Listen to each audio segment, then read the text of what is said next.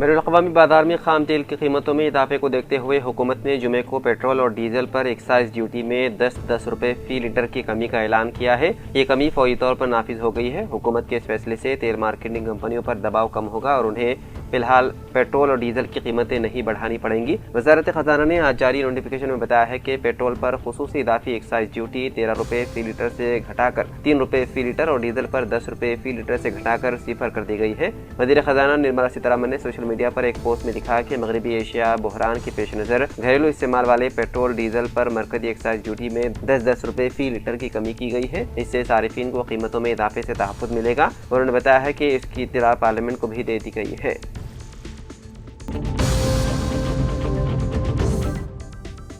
आसाम में आइंदा असम्बली इंतखाबात के पेश नज़र सियासी सरगर्मियाँ उरूज पर पहुँच गई है, जहाँ कुल हिंद मजलिस इत्तेहादुल मुस्लिमीन और all India United democratic front के दरमियान इंतखाबी तालमेल की अहम पेशरफ्त सामने आई है। ज़राए के मुताबिक मजलिस ने AIUDF और उसके सरबराह मौलाना बदरुद्दीन अजमल की हिमायत का फैसला किया है, जिसके तहत पार्टी सरबराह इंतखाबी मुहिम में सरगर्म किरदार अदा करेंगे। इस सिलसिले में मौलाना बदरुद्दीन अजमल के बेटे और साबिक़ रुकन असम्बली अब्दुर्रहमान अजमल ने मजलिस के सरबराह बैरिस्टर ओवैसी से उनकी रिहाइशगाह पर अहम मुलाकात की। ज़राए के मुताबिक मुलाकात में दोनों जमातों के दरमियान इंतखाबी हिकमत अमली और बाहमी ताउन पर तफसीली गुफ्तगू हुई, जबकि बाददा दोनों कायदीन के दरमियान टेलीफोन पर भी राबता हुआ। मौलाना बदरुद्दीन अजमल ने ऐलान किया है कि मजलिस के सरबराह 2 और 3 अप्रैल को आसाम का दौरा करेंगे, जहां वो इंतखाबी मुहिम में हिस्सा लेंगे। उन्होंने इस दौरे को पार्टी के लिए एक अहम मौका करार देते हुए कहा कि इससे न सिर्फ सियासी सरगर्मियों में तेजी आएगी, बल्कि तंजीमी सतह पर भी जमात को मजबूती हासिल होगी।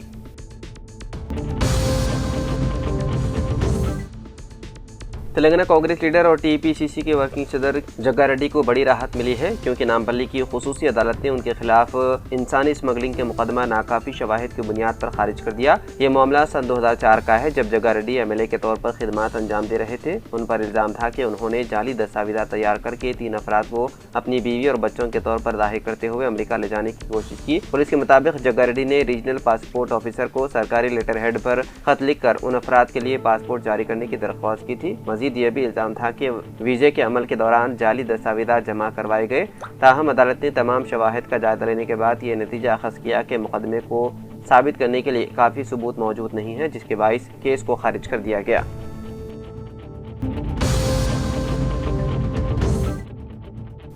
ईरान में ज़मीनी हमलों के लिए अमेरिका की तैयारियों से मुतालिक आने वाली खबरों के दरमियान उन हमलों को रोकने के लिए ईरान भी तैयारियां शुरू कर चुका है। इत्तलात के मुताबिक इस सिलसिले में 10 लाख से ज़ायद फ़ौजियों को तैयार किया जा रहा है। फ़ौजी हुकाम के हवाले से वहाँ के मीडिया ने यह बात बताई। एक तरफ मुज़ाकरात जारी होने की बात की जा रही है, तो दूसरी तरफ अमरीकी सदर ट्रंप मगरबी एशिया में अपनी फ़ौजी मौजूदगी को बढ़ा रहे हैं। ईरानी फ़ौजी दराए के मुताबिक इसी तनाज़ुर में पासदारान इनक़िलाब समेत कई शोबे अपने अफवाज को इस तरह मजबूत बना रहे हैं कि वो फौरी तौर पर मैदान जंग में उतर सके। उन्होंने खबरदार किया कि अगर अमरीकी फ़ौज ईरान की सरजमीन पर कदम रखती है तो उनके जंगजू उन्हें सख्त जवाब देने के लिए तैयार हैं। वहीं बढ़ती हुई कशीदगी के पेश नज़र ईरान ने जंग में हिस्सा लेने की कम अज़ कम उम्र की हद भी कम कर दी है। हुकाम के मुताबिक 12 साल के बच्चों को भी जंग में शामिल होने की इजाज़त देने का फैसला किया गया है। इस प्रोग्राम को फौर ईरान का नाम दिया गया है। उन्हें गश्त और चेक पोस्ट पर तैनात किया जाएगा। दूसरी जानिब ईरान के साथ जारी कशीदगी के दौरान इसराइली फौजियों की कमी का सामना है। मीडिया रिपोर्ट्स के मुताबिक फौजी हुकाम ने हुकूमत को बताया कि ज़रूरत के मुकाबले में 12,000 फौजी कम है। इस कमी की वजह से इसराइली दिफाई फोर्स के कमज़ोर पड़ने का खदशा जाहिर किया जा रहा है।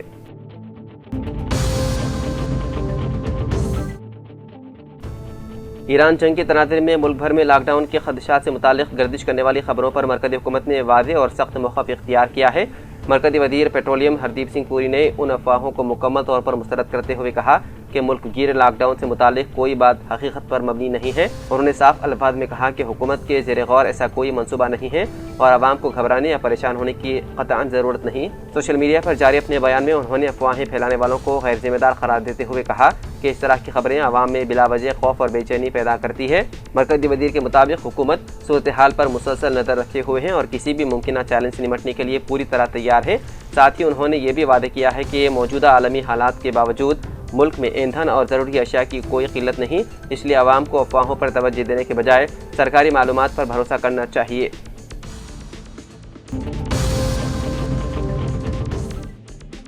हैदराबाद के मल्लेपल्ली इलाके में स्पेशल टास्क फोर्स ने एक बड़ी कार्रवाई अंजाम देते हुए 10.16 किलोग्राम खुश्क गांजा जब्त कर लिया और इस मामले में 3 अफराद को गिरफ्तार कर लिया। ये कार्रवाई जुमे की दोपहर नामपल्ली एक्साइज स्टेशन की हदूद में अंजाम दी गई। हुकाम के मुताबिक STF को खुफिया इत्तला मिली थी कि महाराष्ट्र के नागपुर से मल्लेपल्ली के मंगड़ बस्ती इलाके तक गैर कानूनी तौर पर गांजे की स्मगलिंग की जा रही है। इस इत्तला की बुनियाद पर STF की एक टीम ने अफजल सागर के करीब यूनी गैस फ्यूल स्टेशन के पास छापामार कार्रवाई की। कार्रवाई के दौरान पुलिस ने मौके से 10.16 किलोग्राम गांजा बरामद किया, जिसे गैर कानूनी तौर पर फरोख्त के लिए ले जाया जा रहा था। इसके अलावा 3 मोबाइल फ़ोन भी जब्त किए गए, जिनके बारे में शुबा है कि वो इस गैर कानूनी सरगर्मी में इस्तेमाल हो रहे थे। पुलिस ने इस मामले में 3 अफराद को गिरफ्तार कर लिया, जिनकी शनाख्त 27 साल प्रेमचंद्रकांत हटवाल ने 21 साल साकिर शंकर और 40 साल के राजू के तौर पर की गई है। उनमें से एक मुलजिम महाराष्ट्र के जिले नांदेड़ का रिहायशी है, जबकि दीगर 2 मल्लेपल्ली के मांगड़ बस्ती इलाके से ताल्लुक़ रखते हैं। हुकाम के मुताबिक तीनों मुलजिमान गांजे की गैर कानूनी खरीदो फरोख्त में मुलव्विस थे और बतौर पेडलर काम कर रहे थे। पुलिस ने इस केस में मजमूई तौर पर 6 अफराद के खिलाफ मुकदमा दर्ज कर लिया, जिनमें गिरफ्तार शुदगान के अलावा दीगर मफरूर मुलजिमान भी शामिल हैं। हुकाम का कहना है कि बाकी मुलजिमान की तलाश जारी है और उन्हें जल्द गिरफ्तार करने की कोशिश की जा रही है।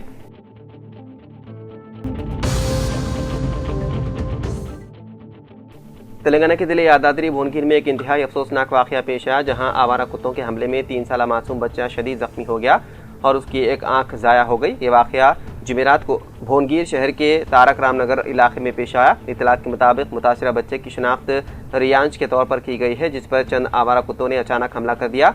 इस हमले के नतीजे में बच्चे की आंख शदीद मुतासिर हुई और इसके आंख की पुतली बाहर आ गई, जिससे वो शदीद जख्मी हो गया। वाक़े के फौरन बाद मुकामी अफराद ने बच्चे को बचाया और फौरी तौर पर इलाज के लिए हैदराबाद मुंतकिल किया, जहाँ उसकी हालत तशवीशनाक बताई जा रही है और माहिर डॉक्टरों की निगरानी में उसका इलाज जारी है। इस वाक़े के बाद इलाके में शदीद गम गुस्सा पाया जा रहा है।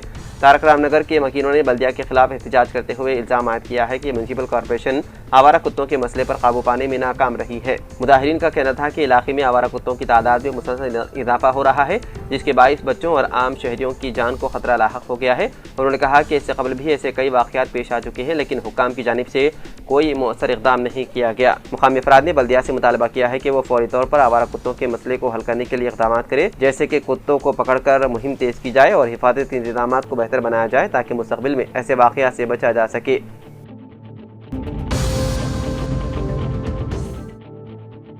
हैदराबाद से उत्तर प्रदेश के मारूफ दीनी इदारे दारुल उलूम देवबंद जाने वाले मुस्लिम तलबा के काफिले को दिल्ली रेलवे स्टेशन पर एक नाखुशगवार वाक़या का सामना करना पड़ा, जिसकी वीडियो मंजर-ए-आम पर आते ही सोशल मीडिया पर तेज़ी से वायरल हो गई। वीडियो में देखा जा सकता है कि तलबा जो रिवायती लिबास, टोपी और दाढ़ी में मलबूस थे, प्लेटफॉर्म पर खामोशी से अपनी ट्रेन का इंतजार कर रहे थे। इसी दौरान जाफरानी लिबास में मलबूस एक शख्स उनके करीब आया और इश्तियालंगेज लहजे में उन्हें धमकाने लगा। उसने गाय के हवाले से सख्त जुमले कहते हुए जान से मारने की भी धमकी दी। तलबा के मुताबिक ये वाक़या अचानक पेश आया और उन्होंने किसी भी किस्म के तसादुम से बचते हुए वहाँ से हट जाने को तरजीह दी। वीडियो शेयर करते हुए उन्होंने उसे खुली इश्तियालंगेजी करार दिया और दीगर तलबा को मोहतात रहने का मशवरा दिया, ख़ासतौर पर वो अफराद जो मुख्तलिफ रियासतों से इम्तिहानात देने के लिए सफ़र कर रहे हैं।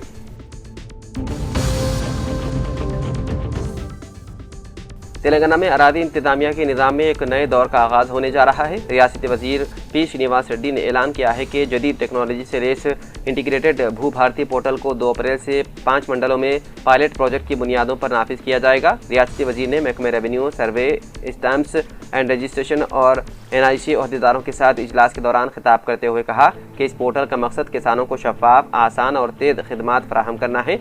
उन्होंने बताया है कि इस निज़ाम के जरिए रजिस्ट्रेशन, सर्वे एंड रेवेन्यू से मुतालिक तमाम खिदमात एक ही प्लेटफॉर्म पर दस्तियाब होंगे। पहले मरहले में जिले नारायणपेट के कोसगी, जिले रंगारेड्डी के आमंगल, जिले संगारेड्डी के वटपल्ली, जिले खम्मम के कासुमांची और जिले भद्रादरी कोत्तगुडम के आश्वारावपेट के इस पोर्टल को पायलट प्रोजेक्ट के तौर पर नाफिज किया जाएगा।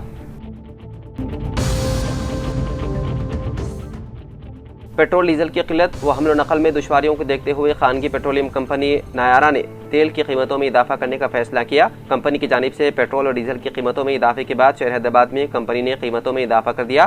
नायारा पंप पर पेट्रोल की कीमत में 5.5 रुपये फी लीटर, जबकि डीजल की कीमतों में 3 रुपये का इजाफा किया गया। दोनों शहरों हैदराबाद और सिकंदराबाद में पेट्रोल की कीमत 107 रुपये 46 पैसे तक पहुँच चुकी है, जबकि डीजल की कीमत 95 रुपये 70 पैसे तक पहुँच चुकी है। नायारा कंपनी ने बताया है कि तेल के हमलो नकल के लिए इजाफी अखराजात के नतीजे में कंपनी ने कीमतों में इजाफे का फैसला किया है। नायारा एनर्जी कंपनी के हिंदुस्तान भर में 6,997 पेट्रोल पंप से मुल्क भर में तमाम कंपनियों के जुमला 1,02,075 पेट्रोल पंप है। पेट्रोल और डीजल की कीमतों में खानगी कंपनी नायारा ने ही अभी तेल की कीमतों में इजाफे का फैसला किया है, जबकि दीगर कंपनियों ने ताहाल इजाफे का कोई फैसला नहीं किया और न हुकूमत ने कोई इजाफा किया है।